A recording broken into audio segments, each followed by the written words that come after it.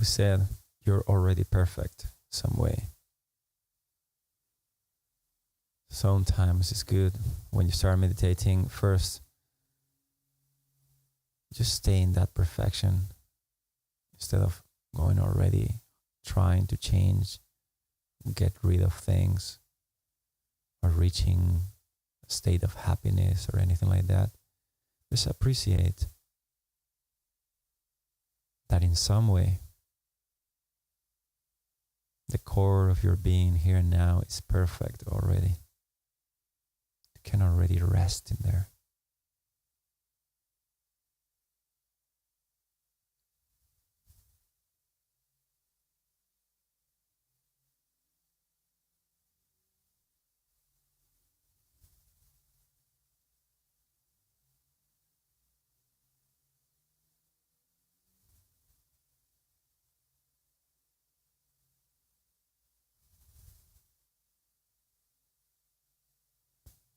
Perfection is reached by doing nothing.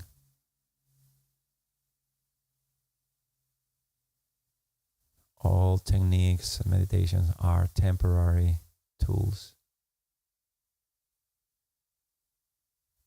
that once you reach your core, pure, aware, peaceful being, it's very important to let go of the tool.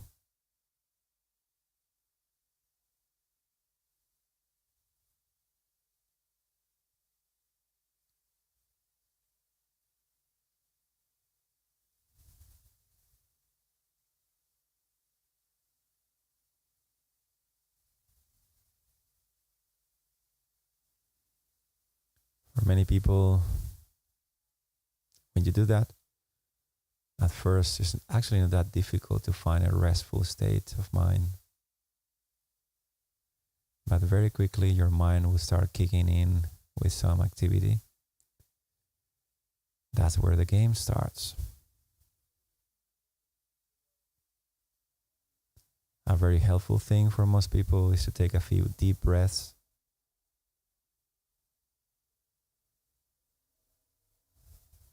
Nothing forceful.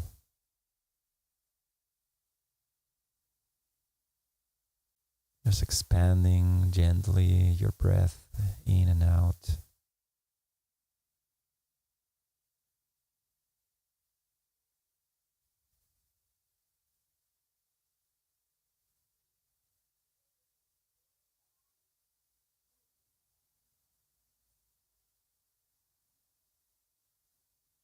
Notice how stretching your breath relaxes your body already and calms your mind naturally.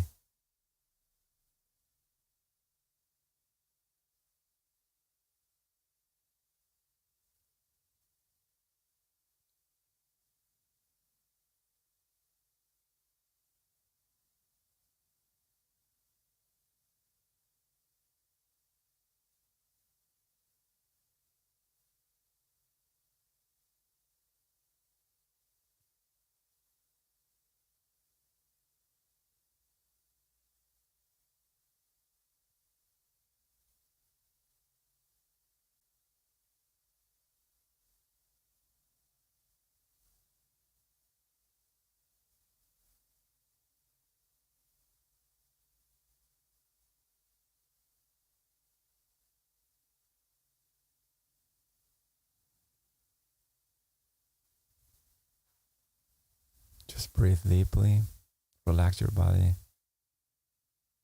let go of your mental activity and embrace this moment as it is.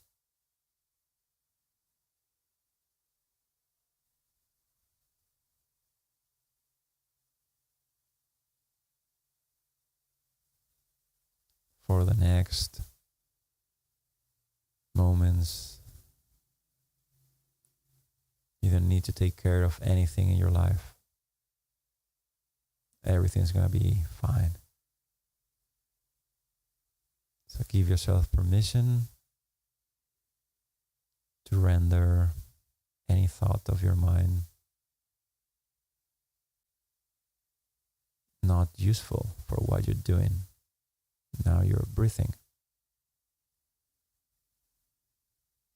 Just gently extending your breath. You don't need to think about it.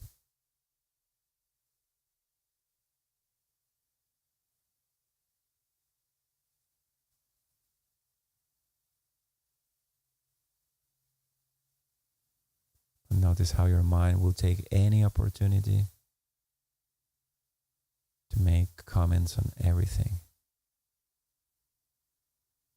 That's okay.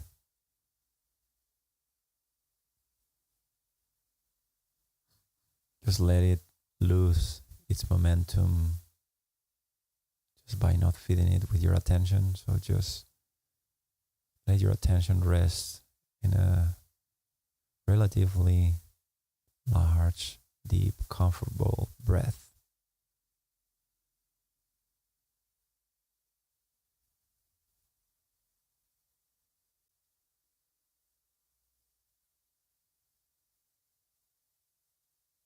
Everything's fine.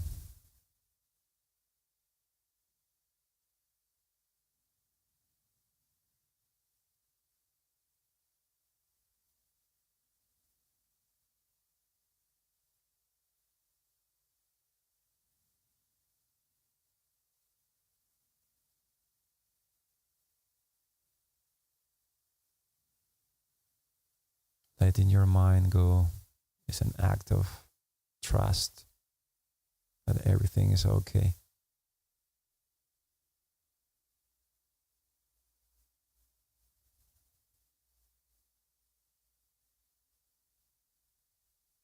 So as you free your attention from your mind and you bring it into your body, to your breath, in here and now,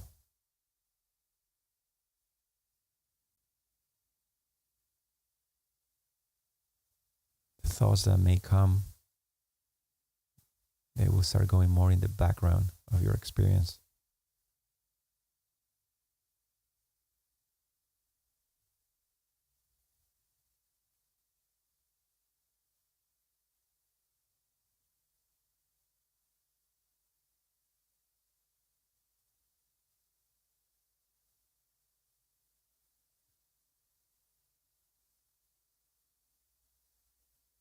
Now you can let go of the intention of modifying your breath.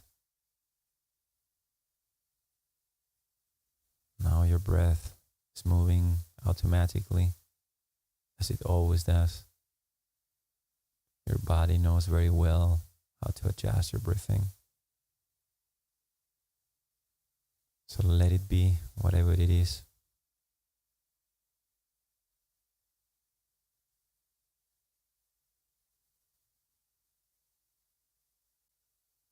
If the breath is short, it's okay. If it's longer, it's okay.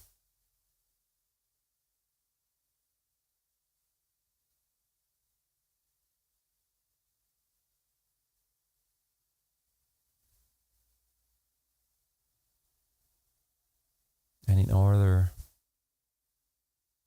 to be free from our mind and our conditioning, we need to establish a very clean, clear anchoring of your attention.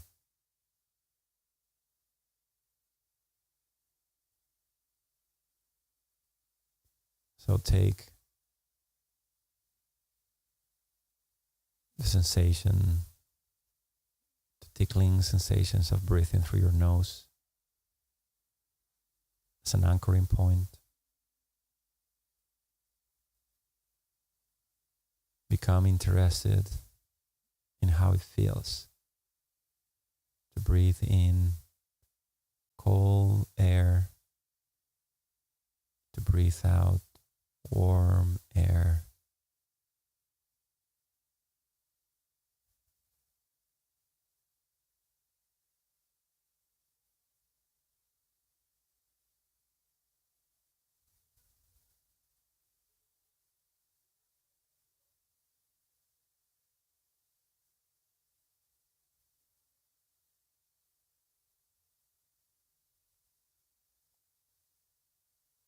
You will notice that your attention is pulled away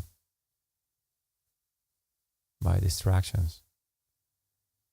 Can be sounds outside, sensations in your body, or many times thoughts. The experiment we're doing is to consciously decide to rest your attention the nostrils, which will help you to notice when you get distracted.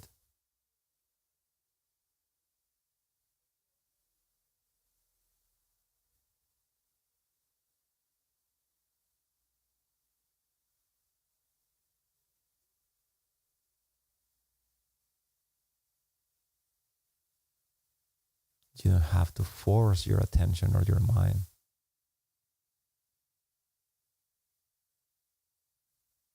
It's not like concentration on school. In this case, your brain is already noticing what's happening in the nostrils. So it's not really an activity you put on top of what you were doing before, but more like peeling an onion of activity and going to the core, to a more essential way of being here and now, which is always underlying your perception. Your breath is always there.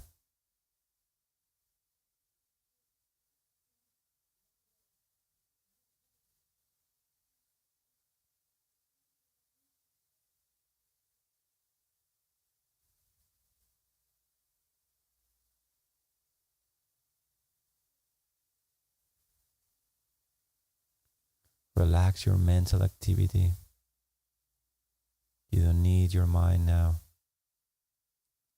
And let your attention rest. The most basic, essential, noticing of something that is already happening. Your brain is already noticing. So it will feel like doing nothing.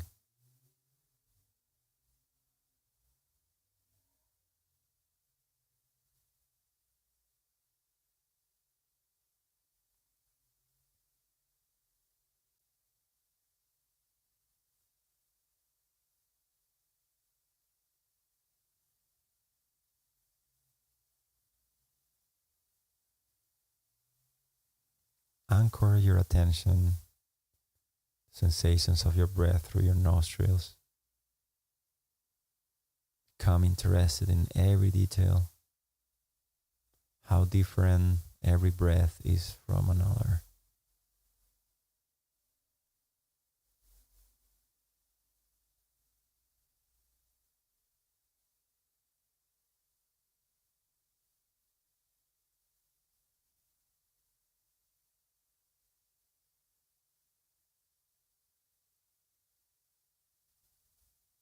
You don't need to modify your breath.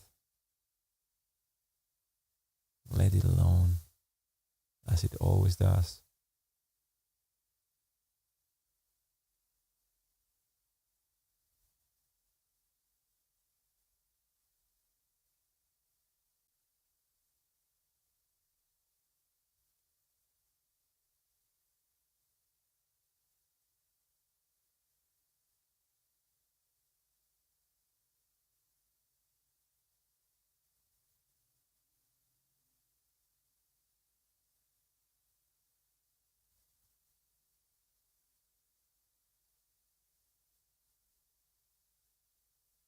Decline any invitation to be distracted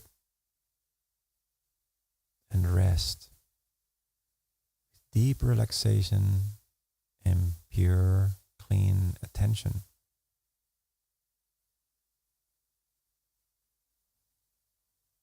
Nostrils.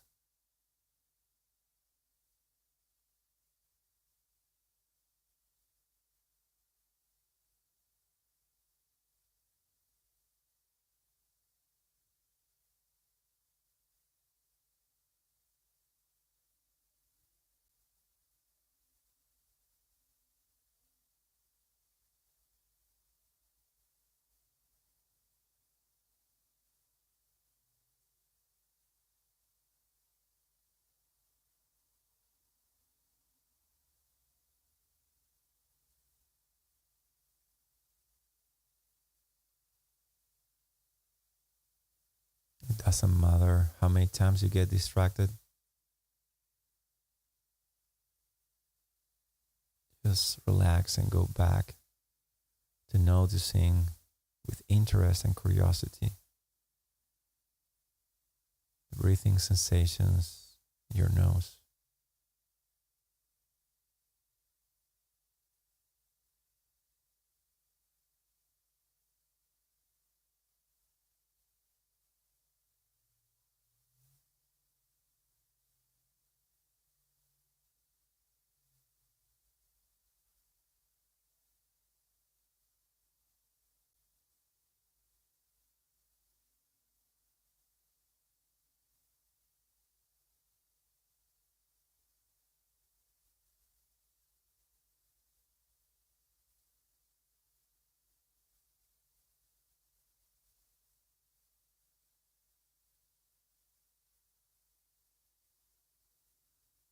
It's not that you're trying to suppress other sounds or thoughts.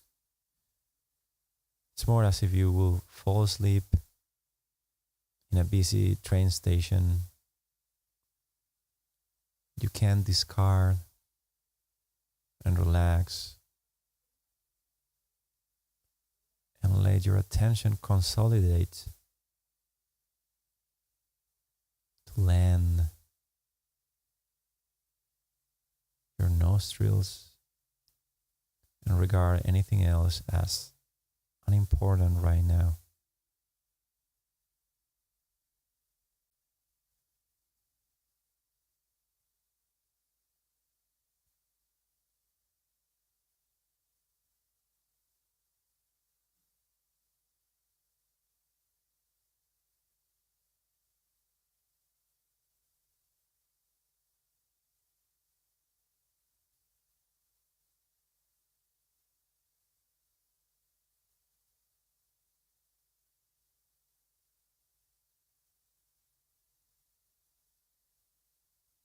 More presence and clarity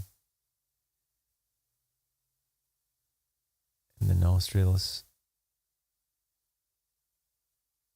the more thoughts and other things and other distractions will fade out automatically.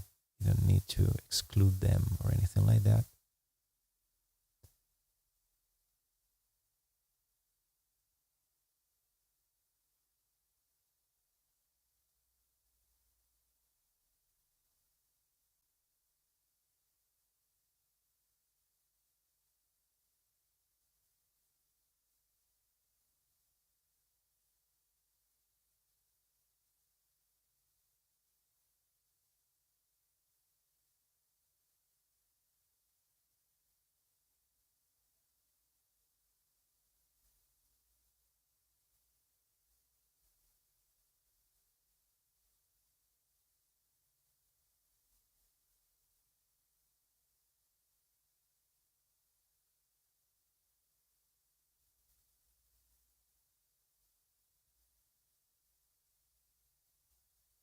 Go back to your nostrils by relaxing. It's not forceful. It's very patient and gentle.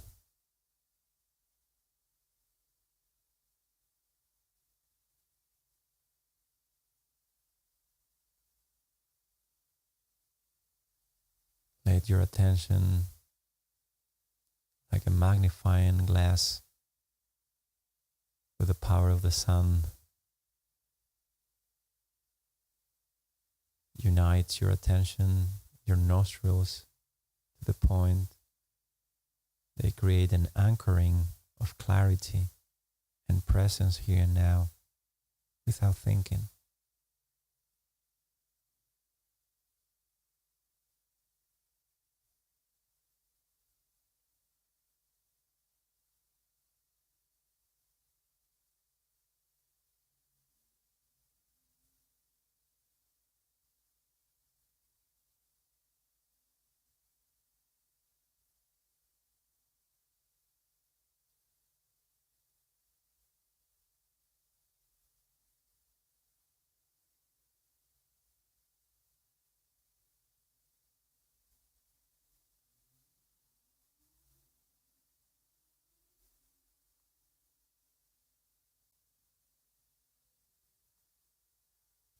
Doesn't matter how many times you get distracted, every time you go back,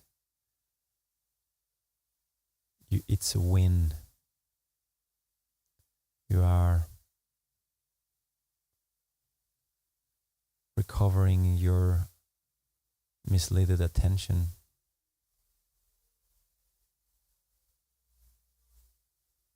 So you're gaining a bit of energy every time you decline distraction. Gently settle your attention, your focus, your nostrils, noticing every detail of breathing in and breathing out.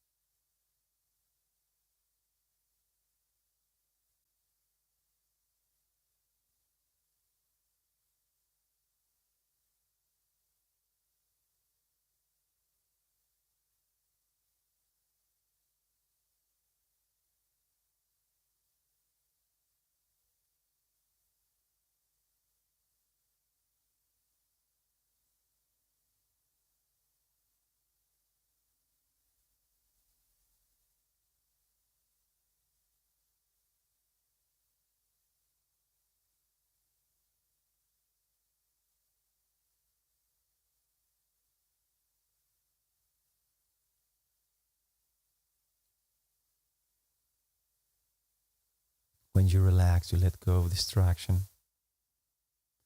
That gives you more power to direct your attention.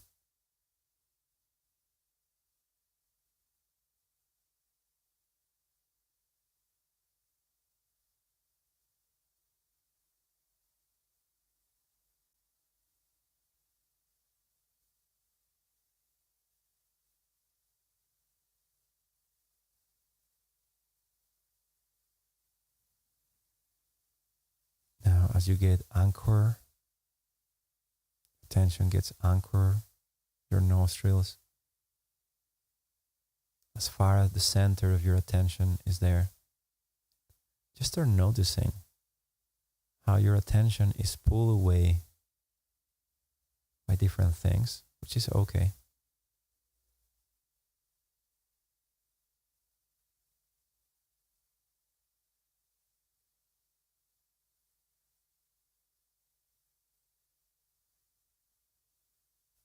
At this point, you allow your attention to go to, let's say, a sound for a little bit, for a few seconds, and then you go back to your anchor in the nose.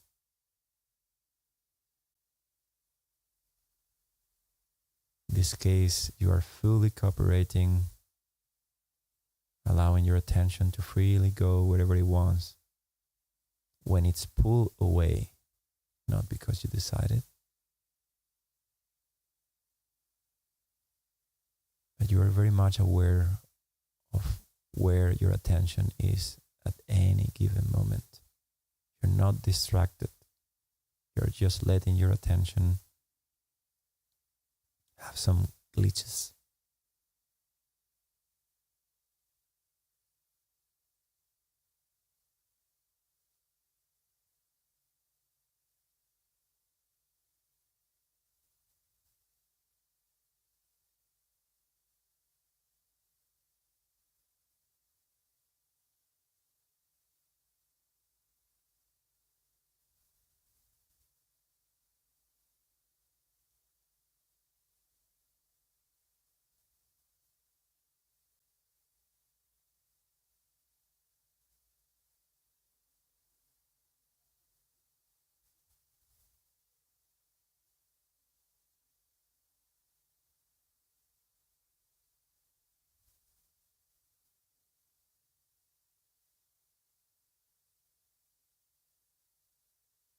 Your attention can also be peripheral and open.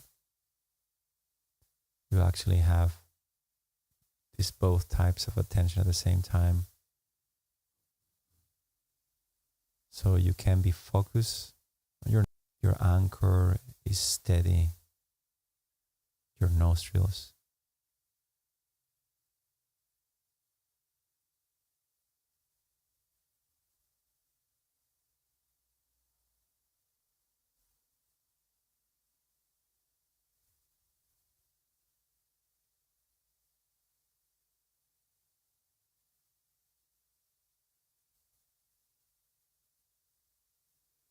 Notice how you can have this simultaneous experience of being focused on the nostrils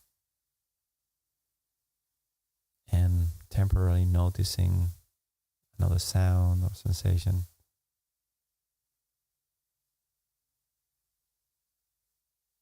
But you don't lose the anchor.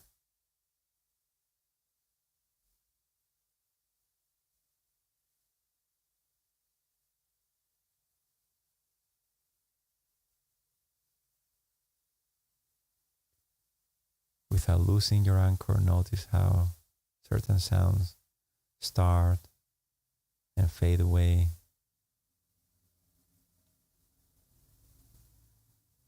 Your breath also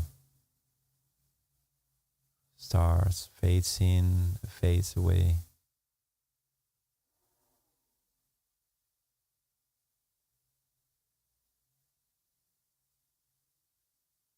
But without losing the center of grounding your attention, your nostrils.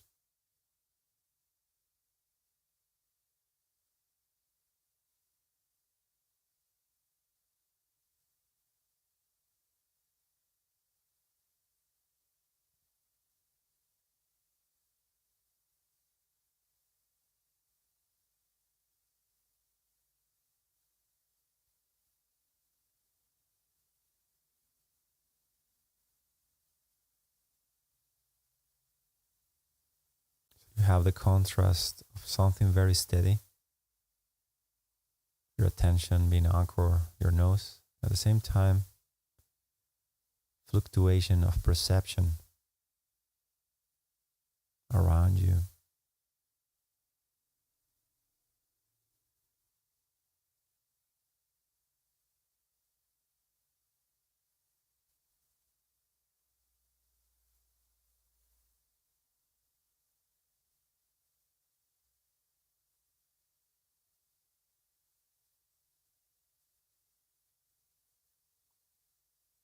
If you are anchored, you will experience the thoughts that come uninvited to your head. They will be like the sounds in the street. There is a clear detachment from thoughts, sounds, sensations.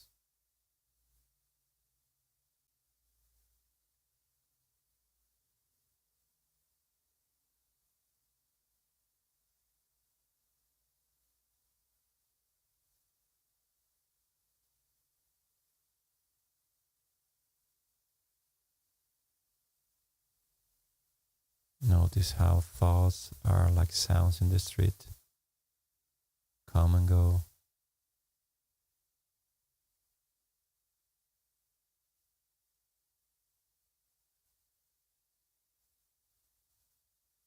Try to see if you're actually choosing the thoughts to come, or if they just appear randomly.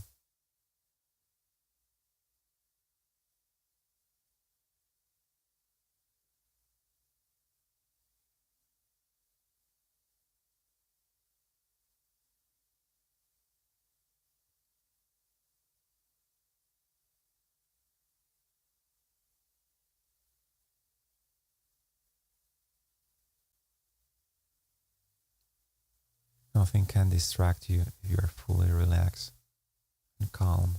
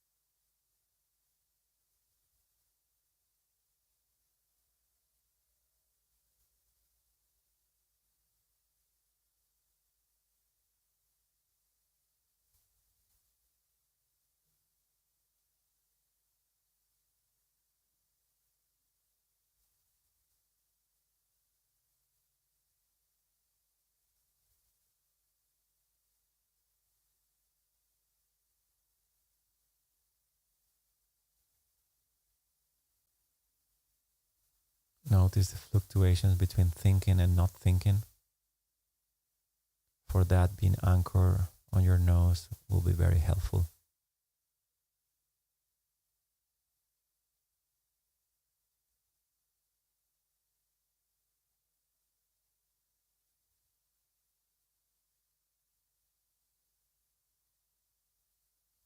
No sound is wrong. No thought is wrong. They just come and go.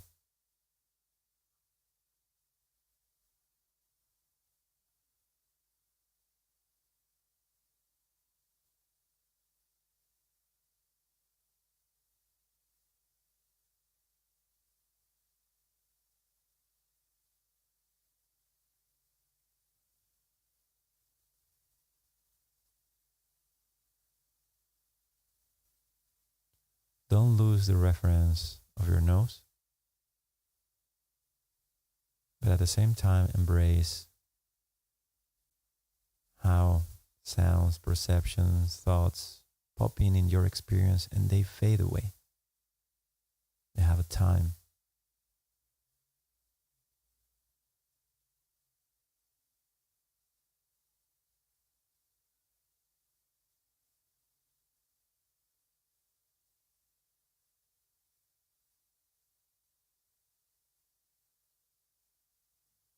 You need to be very relaxed to observe this. Don't try hard.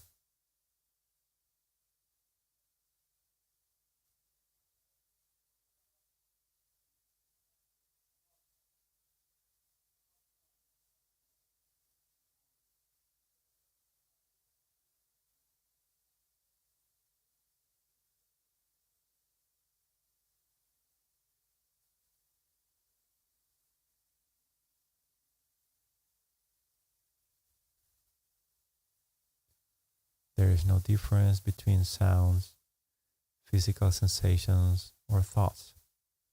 They are just perceptions that come and go.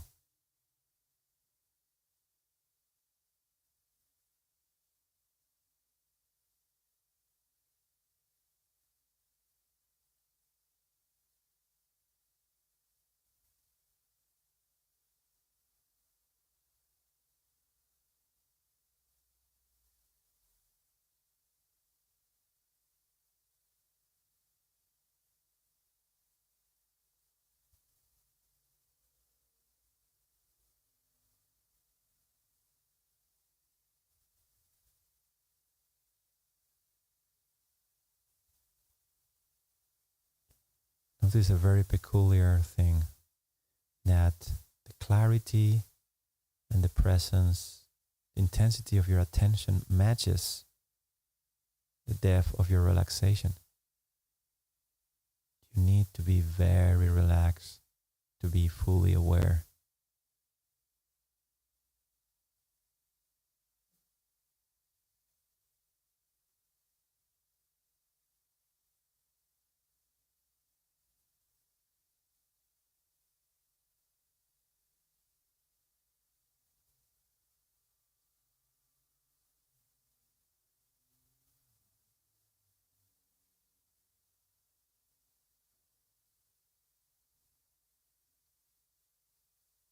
Things come and go all the time.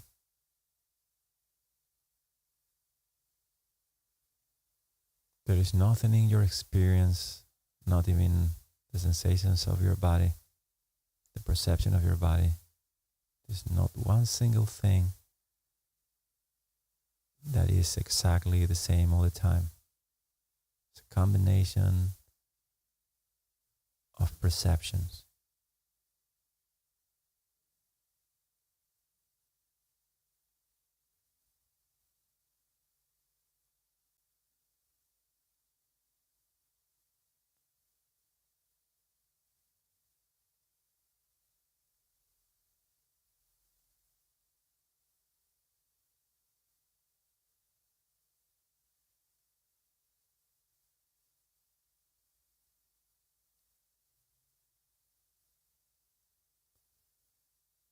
If you find yourself stable in attention and relaxation,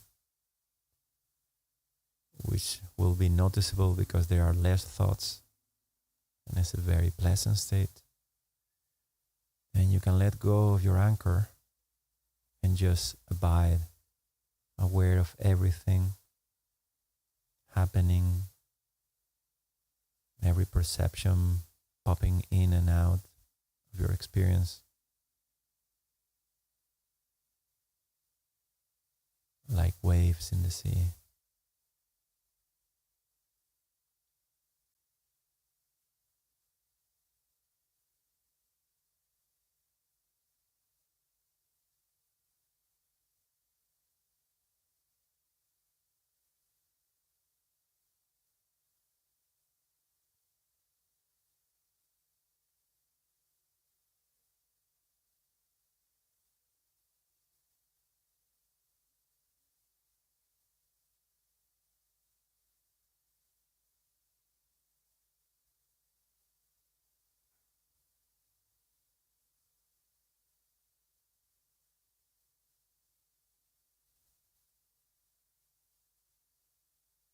Notice that you don't need to think to exist.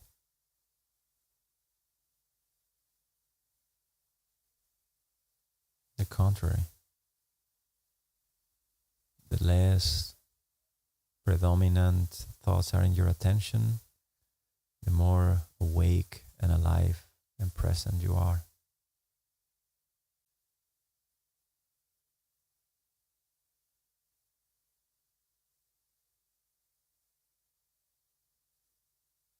Everything's flowing in your experience.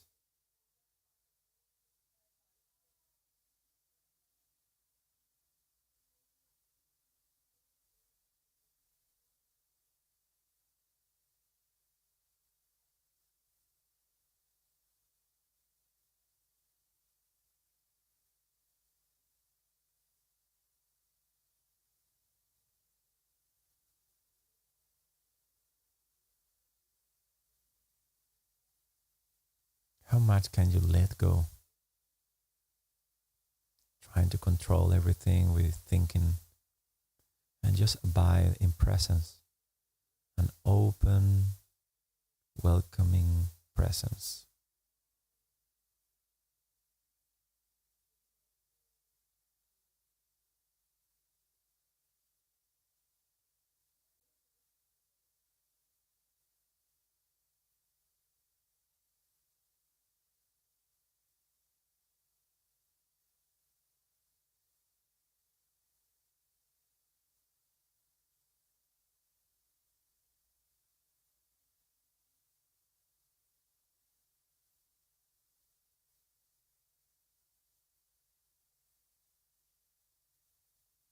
The more you let go,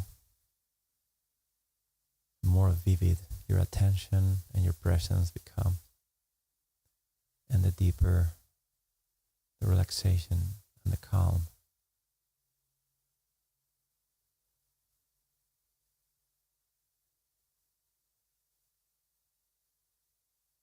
When that happens, that experience of openness, clarity without thinking, a deep knowledge that everything is okay, accepting everything as it is, without trying to control anything. The more evident that experience is, the closer you are to the turning point where you just let go completely, even of the idea of meditating. Just let things be as they are, and you remain this calm, deep state of clarity here and now.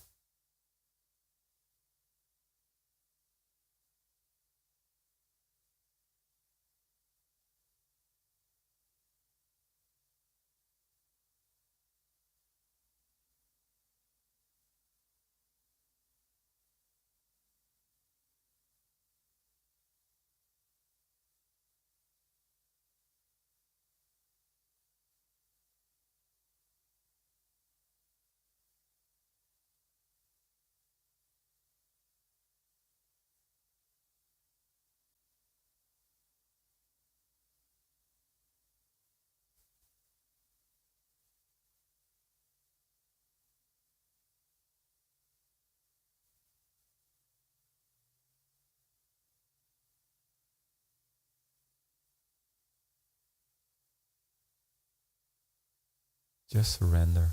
There is nothing to do. Just abiding in a peaceful presence, noticing everything without controlling anything.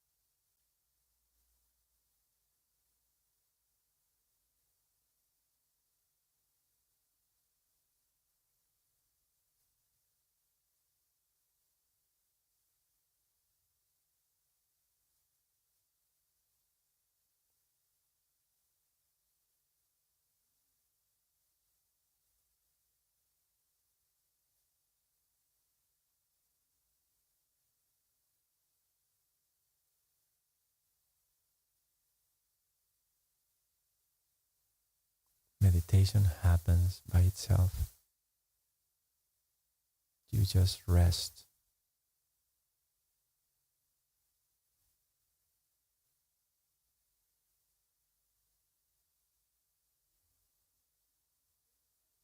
There is mental calm and a flow of events, of perception, without labeling, just direct experience.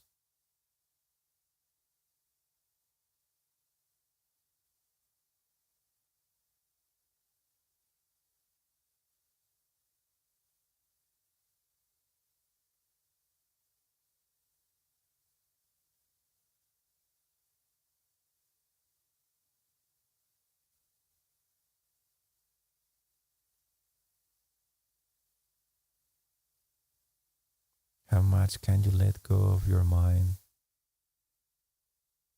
and just abide this essential way of being is always there below the surface. This deep, comfortable peace of here and now, where everything is okay.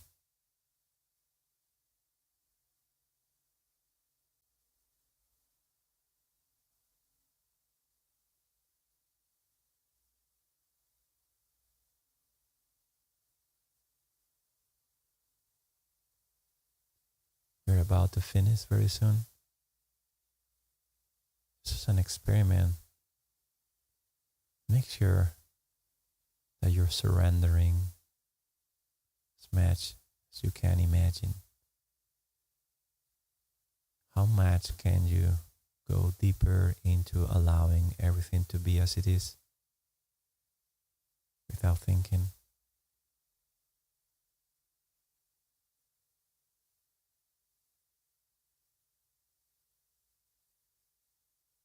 How deep can you rest in presence?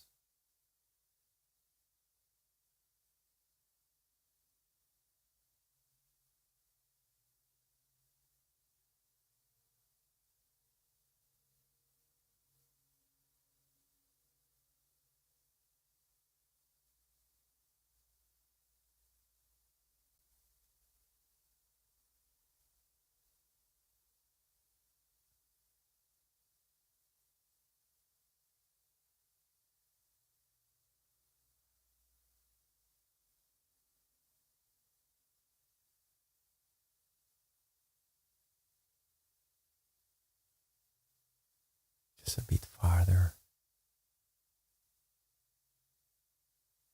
deeper letting go.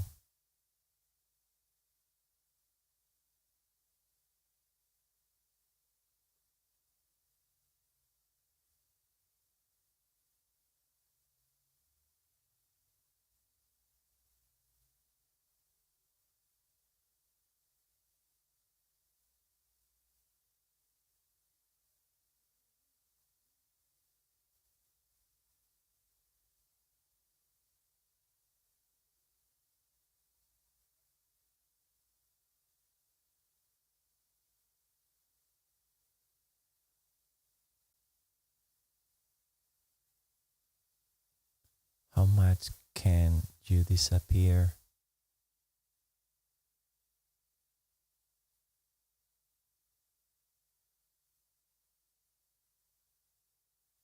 and just let presence be.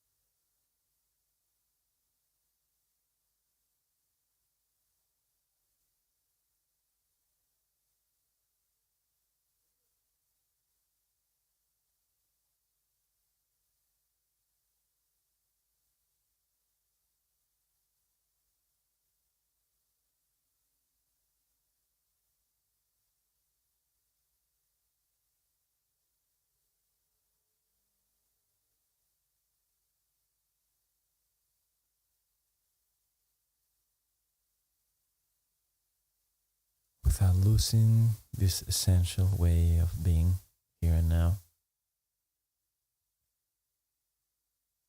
you can start letting your mind and your body become a bit more active. Start taking deeper breaths, maybe even moving your fingers, waking up slowly and gently.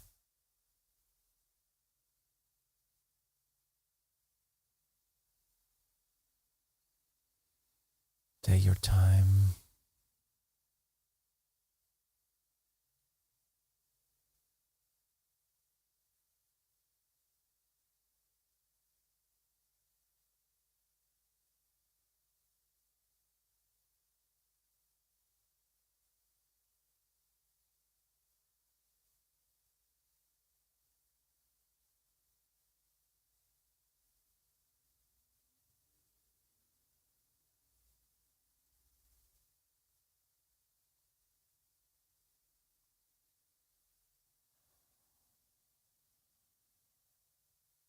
And just whenever you feel like, take your time, please. And you can open your eyes without losing the balance of silence at the core of your being.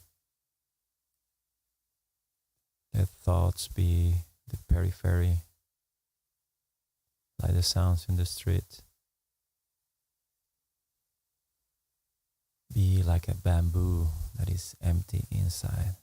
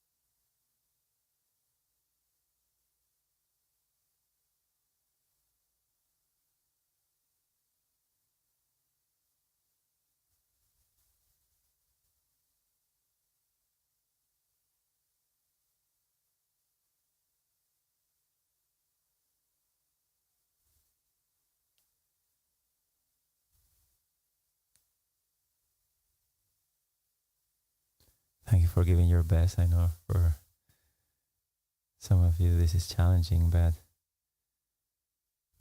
it's really worth the effort. Probably it's rare to find opportunities where this way of being is encouraged. Most of the time we are pulled by life so many ways. But the most important factor is that our attention is pulled away by thoughts. So this is definitely the most precious gift.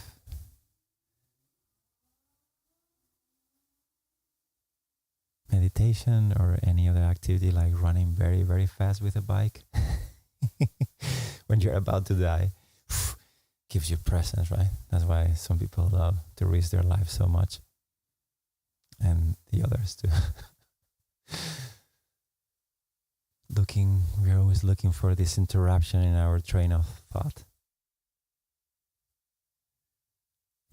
and then we feel victims of the world, and we're a jail made of thoughts, of activity, which is always a very integral part of meditation, noticing what's happening in your mind. Because how are you going to overcome that if you don't notice?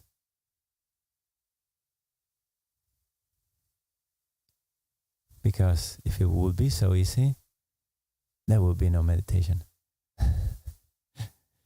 So, hope everyone agrees in here that your mind gets you every single time. It's so continuous, and it's a blessing if you understand and feel that directly, because most people don't. So what we do, we blame the world.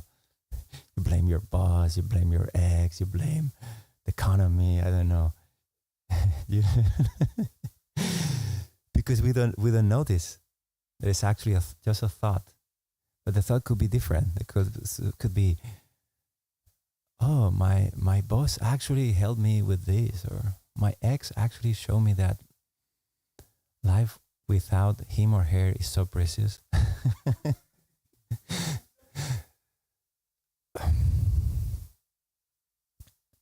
So it's like a 3D movie that's moving inside of your head and has like a virus that keeps your attention trapped.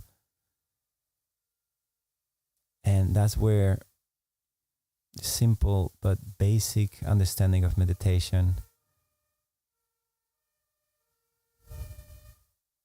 where you take something that is normally unnoticed. Our brain, especially nowadays, is craving dopamine, it's craving new things, and needs something new. Otherwise, I'm bored. But not bored, is deeper than that. If you take someone, I don't know, in a dark place for a long time without doing anything or hearing anything, they will start noticing how deep is the suffering.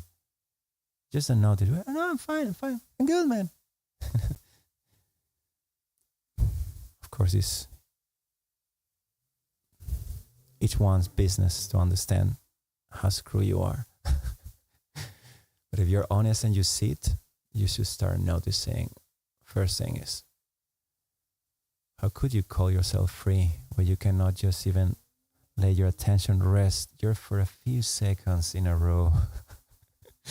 Just it's something as simple as something that's happening. Your brain is noticing every function, every sensation your body's managing all the time. We just discarded unnecessary for our survival, so we just put all the time things. But it doesn't mean that you're not noticing it, right? If someone, for some reason, you will stop, you will notice like, bam. So it's something you is already noticing. That I think that's one of the beauties of meditation. It's not concentration. Many people think, oh, I need to not try to do this. This is like trying to fight against the river. I mean, you're going to lose. And probably it's a necessary step to understand, okay, that's not how you do it.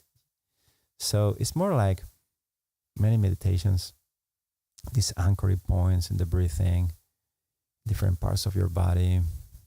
could be literally anything, any thought. Thoughts are more difficult as an anchoring point because they disappear very quickly. So you can still try.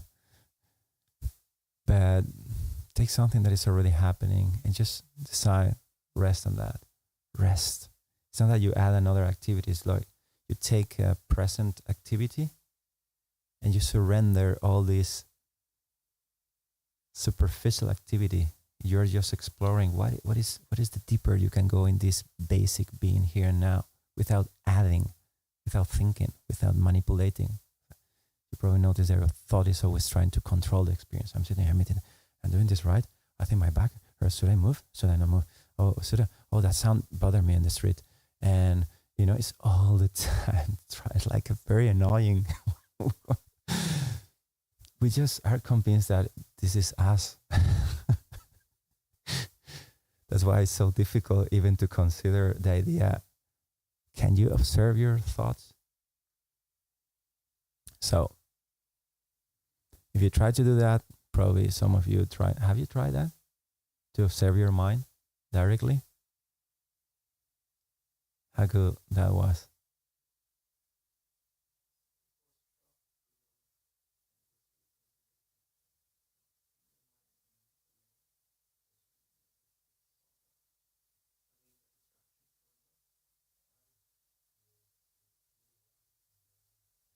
Seems to comes from the back door, right? Every single time. You just cut the head of the whatever and it just gets you every single time. That just means that you are in an involuntary way, you are reinforcing it. So that's where rendering your activity of being alive here and now to something that is already there. It is really the only way, at least to release. Just most people, just by releasing layers of activity are normally always, even when you're dreaming, they're busy. Just releasing that, it will feel like, it feels like easier. I'm cleaner inside of me, right? But the thing, you're still peeling.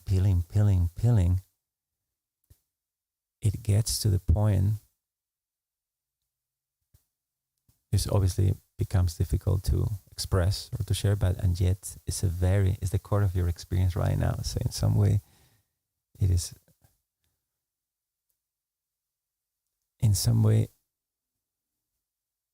especially when you notice your mind, when you can hear your mind as you hear the sounds in the street, that's where the anchoring will help so much. Hopefully, if you really anchor, some of you at least, if you let your mind move, you're not stopping it. You're just redirecting the attention of your energy, which is actually what feeds the mind, into something that is given as it's there anyway. It is kind of, you let it go.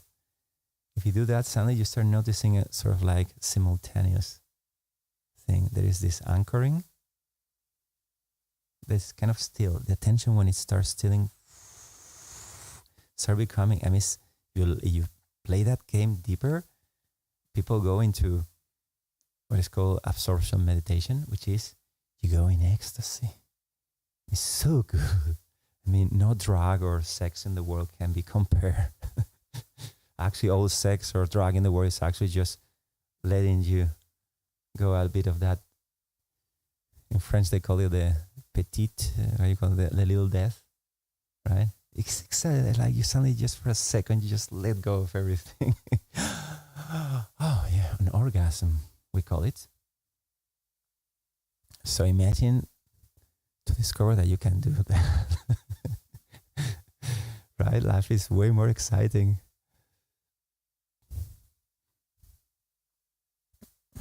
But this simultaneity is really, if you ask me, and now I'm talking about ways I could maybe translate all the years of frustration I've been through and failing completely, is to point certain things that people point to me to, and when you get it, you say, okay, wow, and you get to do it every single time, and that's a superpower compared to the rest of the world who are suffering from depression, anxiety, and a lot of horrible things that are actually originated just by the activity in your mind.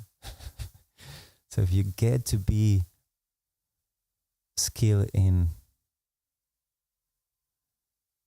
becoming more and more subtle, that release is already giving you mental health right away out of the box, which maybe not bliss, but definitely certain calm. People say, you look fine. Yeah. You notice when triggers come to you and it doesn't hit you so hard and so quickly, you don't react so strongly to things that you normally do. That's a really good sign of you're actually meditating. You let go of all this activity and you have a bit more of an anchor. But that anchoring is just a starting point. Because at some point, especially when you get this simultaneity, then you start noticing there is me as a presence, which is incredibly stable beyond any way of describing it. It's just infused of aliveness. I know in the beginning it seems to be just like a little bit of a crack in the tissue of matrix, but you scratch it with your finger, the bigger it becomes. So that's the point where people get into these loops of. But that's obviously the point is not to just to get your mind, your presence like very fixed or anything like that. It's just the way out of your jail, so to say, the way out of this. Someone could say, feels like it's impossible. My mind is impossible to stop. I'm all the time. Whatever I do, it wins every single time. How you do that? Well, start investing some of your attention in something that is not the activity of your mind. I know this sounds ridiculously stupid. And the deeper you go in meditation, the more ridiculously stupid and simple meditations look like. The most advanced meditations, but the most advanced, if you could call it advanced, it is ridiculously stupid. It is just relax. Something as stupid as that, because it's just less doing and less doing. So at some point you cannot say anything about it.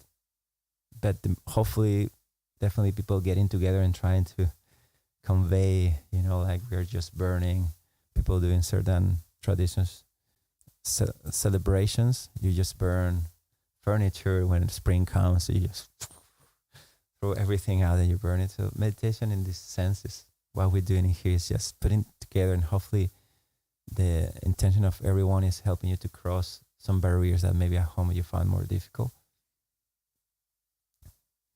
Thing changes.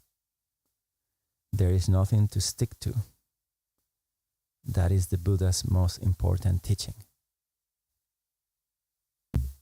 This guy in the picture, it is almost single-handedly brought Zen to Western civilization. So it's a big figure in terms of Zen is a very, very, very unique and strange, sublime meditation teaching. Well, they are Buddhist, as you see. So they're really, really good at being very minimal and essential. Even though if you see Zen art, it's normally just like a circle. They're just like super. And when he's saying this is not a commentary. He's saying something very valuable that is very easy to miss at first. He's saying that the whole point of what the Buddha said is that everything changes. At first you'll say, okay, fine. What's the point about it? Well, no, if you really start considering from a direct experience, like in meditation, for example, if you really abide in this sense of you need the anchoring to let go of your mind, but hopefully some of you were able to at some point just to be open and remain open. It's strange because at first you think really need to kind of focus or do something. It's like an act of trust to just suddenly let go of the steering wheel and just find out that it's moving alone. You're driving a Tesla. But you thought you were driving. So that's kind of a bit of a... So if you let go of everything, even the meditation, you're just resting. And the meditation take care of itself. And there is just this flow. how is that relevant? Well, a different way of saying what he's saying here. Buddha was scientist of suffering. I don't know if you know the story, but someone who became very, very interested in understanding why we suffer and obviously finding a way out of it. And all his science can be summarized in the very simple concept of everything's changing all the time. And the only reason why we suffer is because we pretend that is not the case. Say this because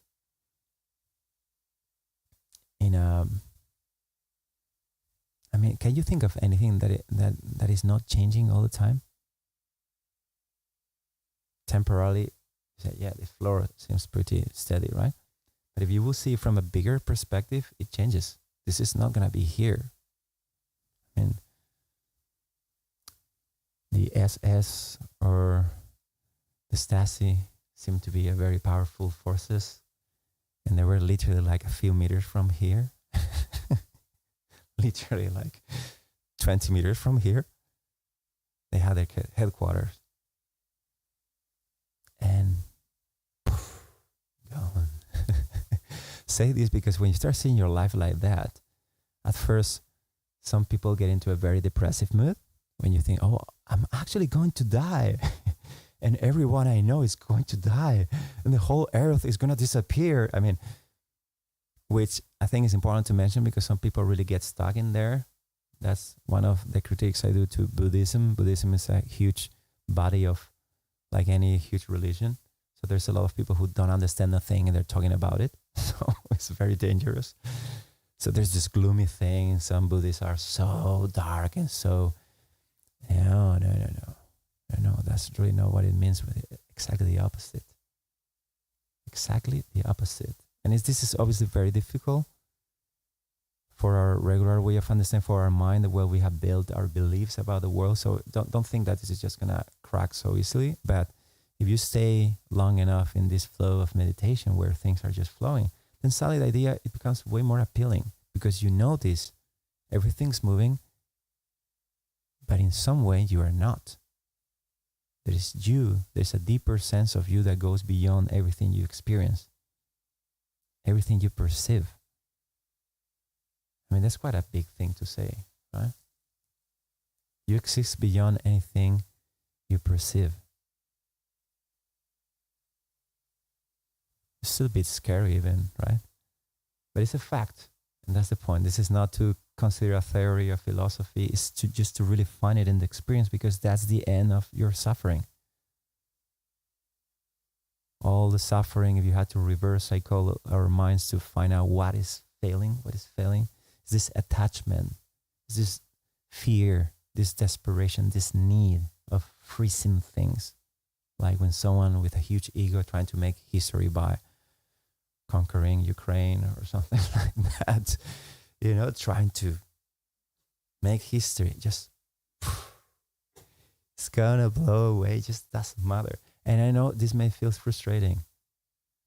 If you think of all your dreams or your goals as sandcastles, at first you say, oh, that's really sad. So everything I'm going to do in my life is just going to go away. That is very depressive. Okay, I understand. At the point, it is at first. But it is really not when you really see the experience of it. This experience of flow is going to make you feel a lot of peace.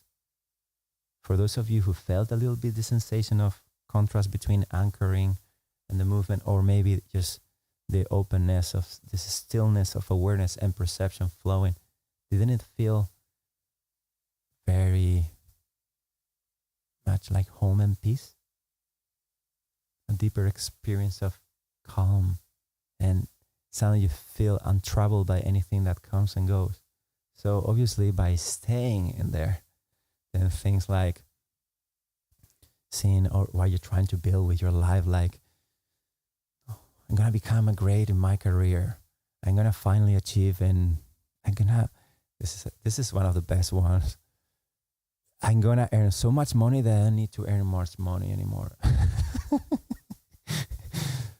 Well, whatever is a castle, it's a sand castle you're building the shore, and you know this, and it's very frustrating. It creates a strong sense of desperation. You need to accomplish it, otherwise your life is, and it is really every day just kind of whipping out something of what you're building. So the only chance is to put more energy, go faster, and be more desperate. It kind of works. That's the problem.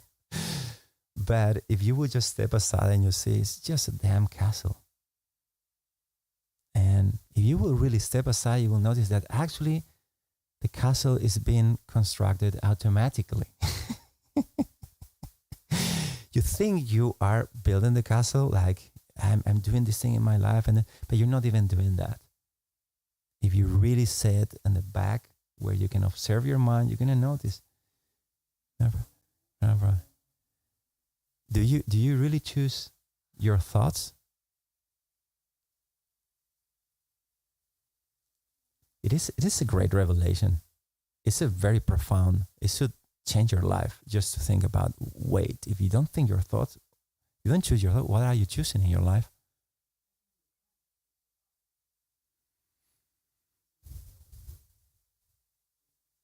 It's a really good question, and very exciting topic.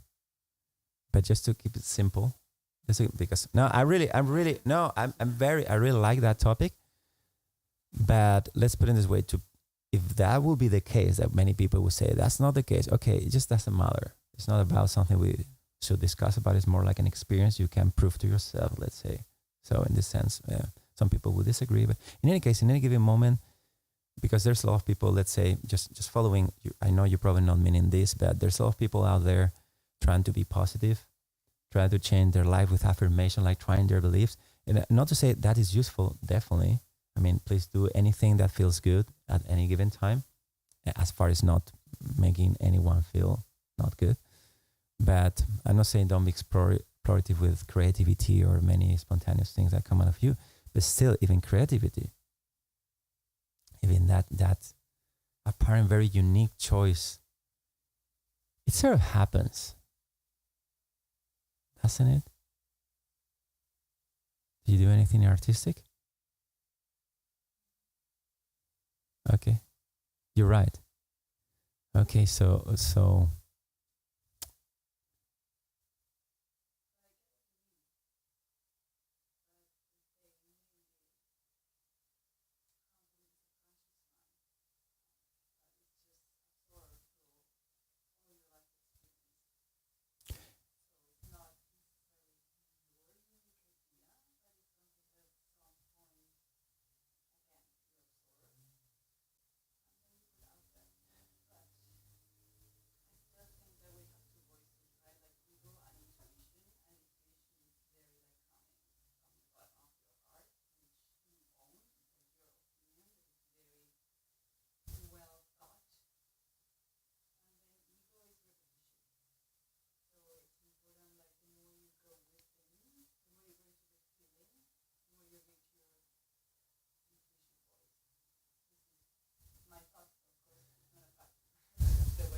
but does the intuition voice come spontaneously, or you choose the thoughts?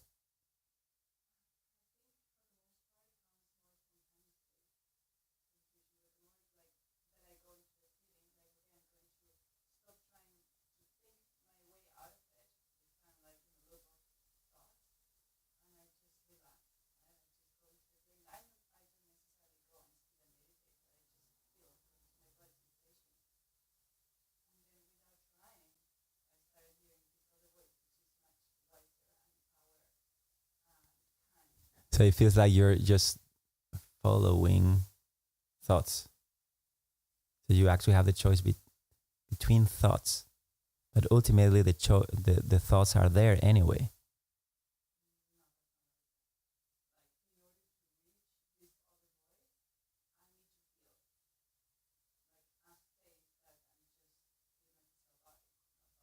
Hmm. But you create that thoughts. Okay. Yeah.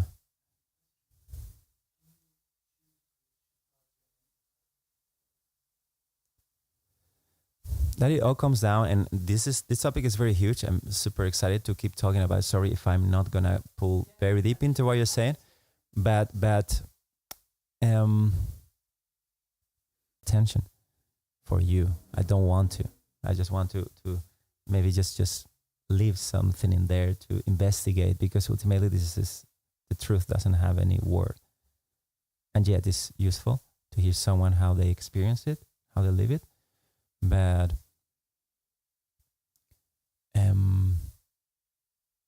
the experience of people who have profoundly investigated this is that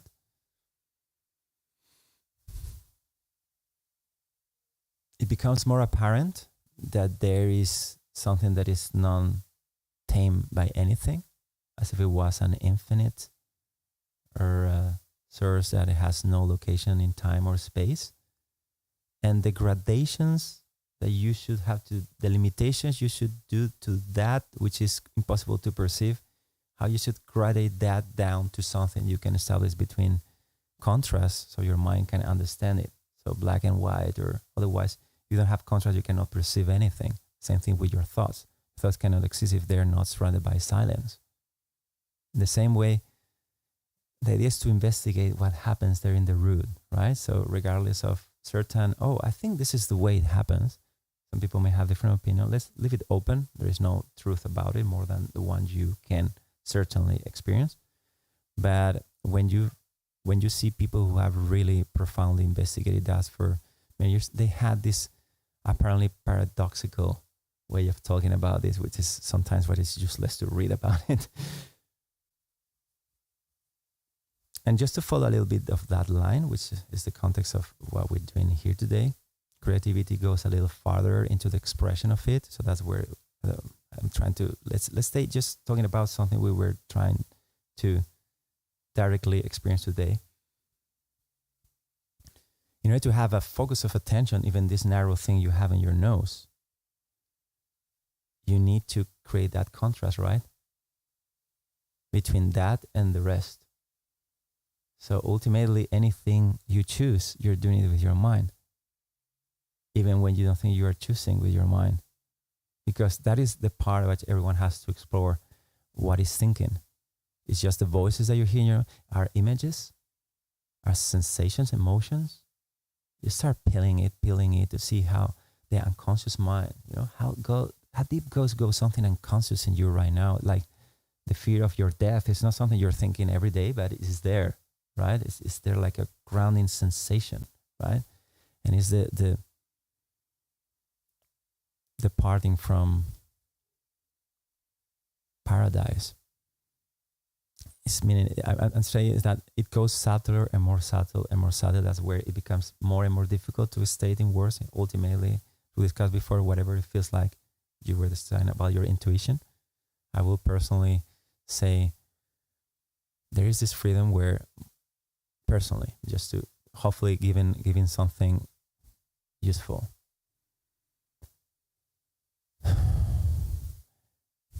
People are like, what I'm desiring, what do I want? It doesn't even matter. It's already done. And not in a mechanical way that someone did it for you in the past or anything like that. It's more like there's this light of, let's say, awareness to state in a way that is non-directional, that is non-located, that is timeless, that is there every single time in this moment for you. And there is this gradation into a very concrete experience of here and now, space and time and psychological aspects of you and everything. Good news is that the more you retract into this source, which is literally just feeling more and more peace, to the extent of bliss. And it's really, anyone who tells you the contrary, in my opinion, they have no idea what they're talking about. Because it's pretty clear. If really you had to put all the teachings of history in the floor with religions, that you would put it on the floor, really contrast it, it's pretty clear what they're talking about, really. So there is this sort of like unconditional whatever being, they call it God in many religions, which is the essence of your existence, and there is the other thing. So it's for you to unravel that. But the more you unravel, the more you get into this release. So for many people, I also have a creative work. I don't feel that I'm creative. No, it's just a light that is coming through this body and mind, period. I mean, I could even tell you a soul. People talk about soul, and I'm not saying that it's useless. Please take what I'm saying with a grain of salt. I'm not saying that it should be your experience or anything like that. But it just feels that it's happening. And there's a great release. There's a great release because all our suffering comes from the effort of trying to control things. And ultimately, as let's say, someone said, yeah, but then you become, there's no ethics to it. You could hurt someone. Really? I mean, it feels a little scary to go to the point to let yourself to go so much to say, but if you explore it, you will see that it's really not the case. I mean, someone may feel out of frustration and a lot of regret, may do something that goes over other people's interest to get their own. Yeah, that could happen. So people become selfish to some extent, but it's just temporary until they just notice that's not going to work. I mean, you cannot make other people miserable and you not be miserable, because the ultimate experience is that this non-located awareness that you are is shining through the eyes of everyone else and everything you meet. So how can you put a line when you start and where things start?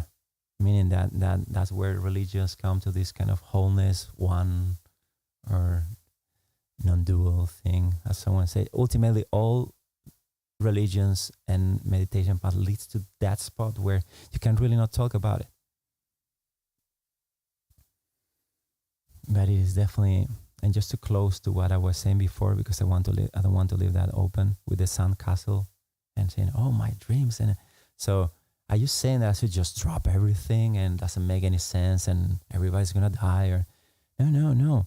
The thing is that it's one step farther, one step deeper, and you realize that you're not even choosing your thoughts and everything just happened perfectly.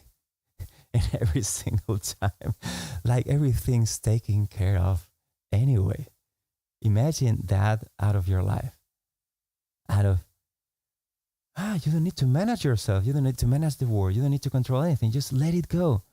And there's this sense of peace. And then it comes this very profound and freeing understanding. That's the only reason why I'm mentioning this. Out of this, my understanding of impermanence will be the technical word to talk about this principle of Buddhism, which is not only from Buddhism, as you may know if you know all the paths. It is that, no, they're not talking like it doesn't make sense so that you need to disregard matter as something that is not relevant or anything like that. It's just the joy that you're feeling, the joy that you're looking for comes from building the castle. Even to be more specific, to let the castle being built.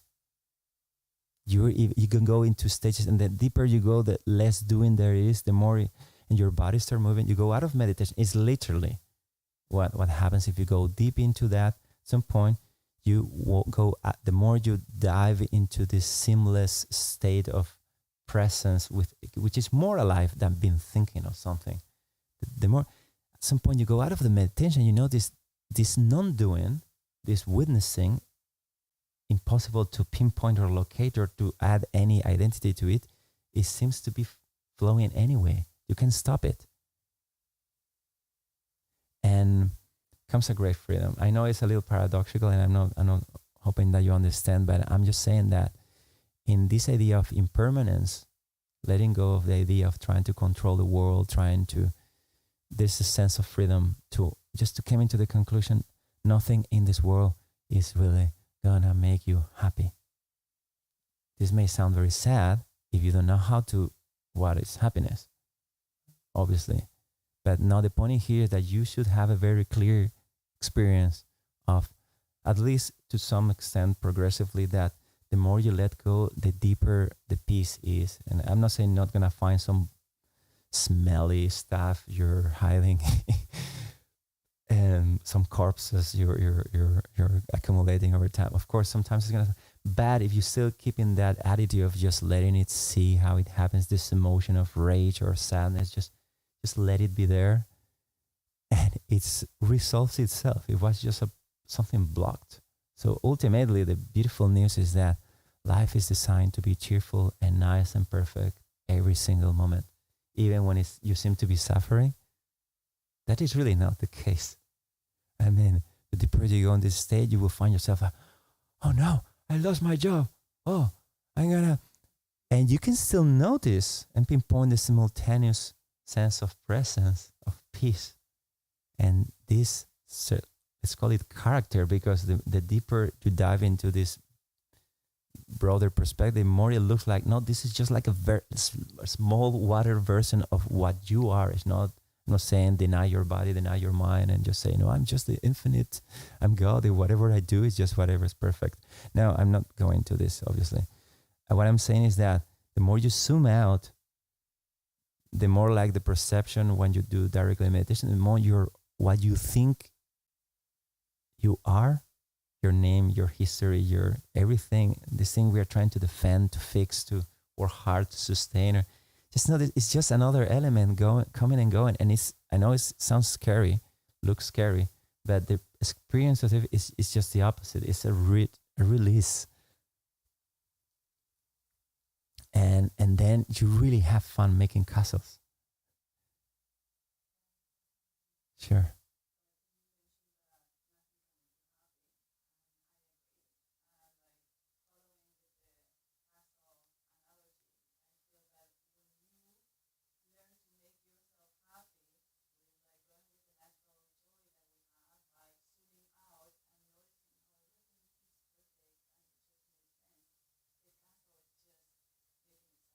Exactly. So it's an interesting paradox. So I'm not saying that this is going to make sense, especially if you try to, logically think about it. It's not going to make sense. It's never going to make sense, because in order to make sense, it should be something logical in the mind. We're talking about a direct experience.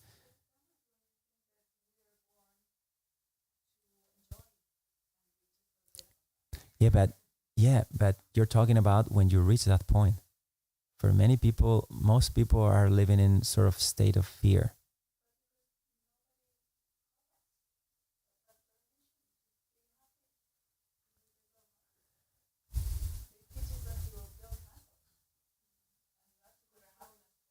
But if you really go to the level where you notice the light of awareness is the only thing that is just appearing as people and places, then who is teaching you what?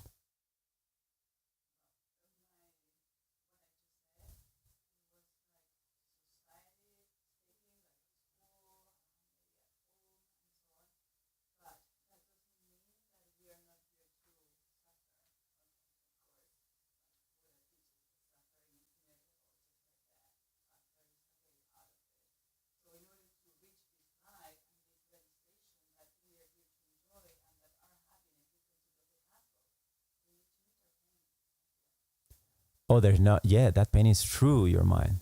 Is the unconscious mind, as someone would say, that is very subtle layer. So there's no way. Definitely, that's the challenging thing of meditation. It feels like dying, in a way, like you let go of your identity. So in that sense, it's scary. It is very scary. Exactly. But I absolutely agree with you. And for someone who doesn't think everything makes sense, and every word you say is right. Because there's nothing that really so that's why I venture myself in talking about these things that I agreed. Probably some of you have some like that doesn't make sense with what it just doesn't matter. This is just silence talking and silence hearing, and definitely I'm definitely sure as I can be that I'm here, that I'm not adding anything to you, that I don't know anything you don't know. And as much as it seems that I'm here and there's a microphone or there's all these things, really that's really not the case of what's happening. These things we're just the same presence pouring from different angles. We just have to seem to happen this very fixed angle on it. But the more you blur it, the more it goes, and the more joyful the experience is, even though everyone, even great masters, have suffer externally, meaning their body will have been through some trauma or something like that. But the real ones didn't ever move even for a single, because it's undeniable. Sorry if I'm downloading we touch a lot of deep topics like that.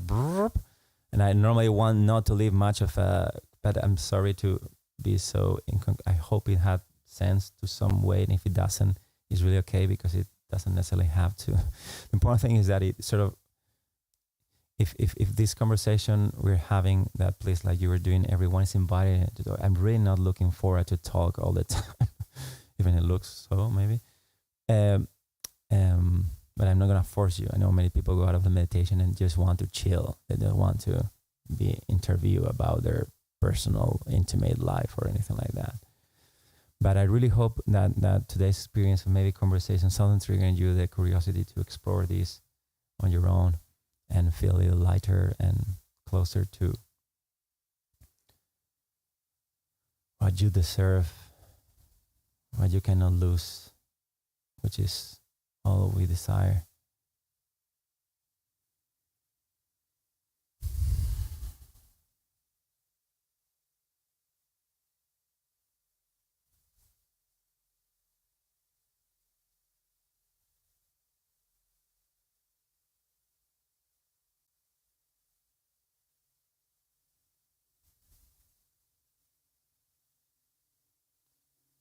Thank you so much.